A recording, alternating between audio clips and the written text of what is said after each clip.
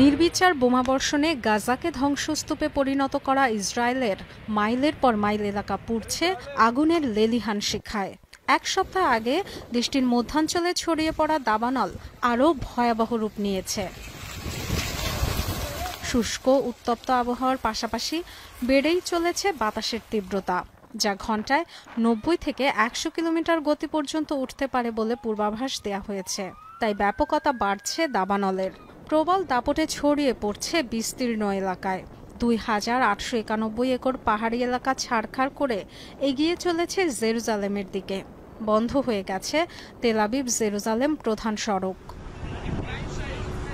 1.5 বছর ধরে গাজায় নিরীহ মানুষের উপর নিধনযজ্ঞ চালালেও এখন আগুনের কাছে যেন অসহায় ইসরায়েল। 1.5 শতাধিক টিম নিয়েও দাবানল নিয়ন্ত্রণে দিশেহারা পরিস্থিতিতে বিশ্বের অন্যতম সামরিক শক্তিধর দেশটি সহায়তা চেয়েছে আন্তর্জাতিক মহলের। প্রধানমন্ত্রী বেনিয়ামিন নেতানিয়াহু জানিয়েছেন 3টি ফায়ার ফাইটিং প্লেন পাঠাবে ইতালি ও ক্রোয়েশিয়া। সহায়তার অঙ্গীকার করেছে ইউক্রেনও।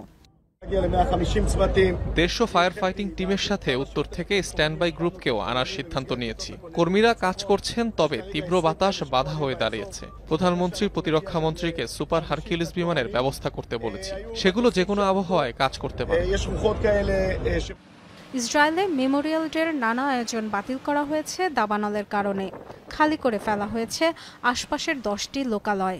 যে কোনো সময় সরে যাওয়ার প্রস্তুতি রাখতে বলা হয়েছে আরও বহু বাসিন্দাকে। Dorothy Tasrin, Jamuna news.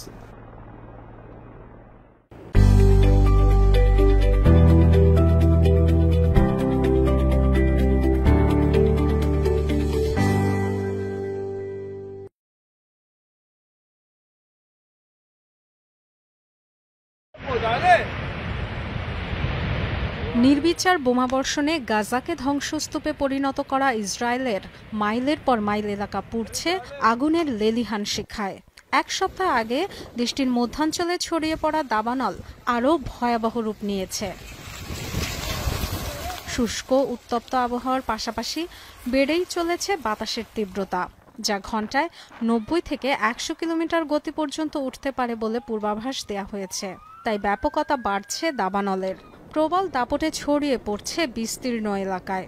2891 acre পাহাড়ি এলাকা ছাড়খাড় করে এগিয়ে চলেছে জেরুজালেমের দিকে।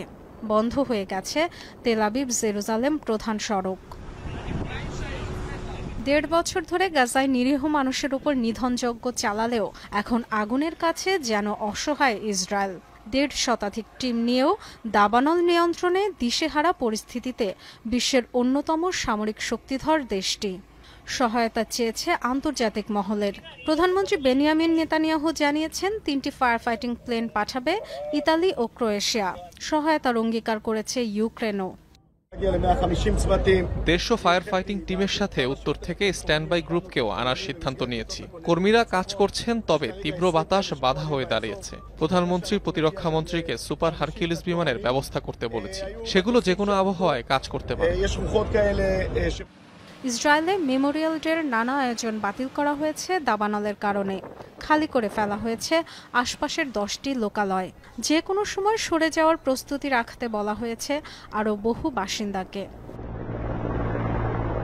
Dorothy Tasrin, Jamuna news.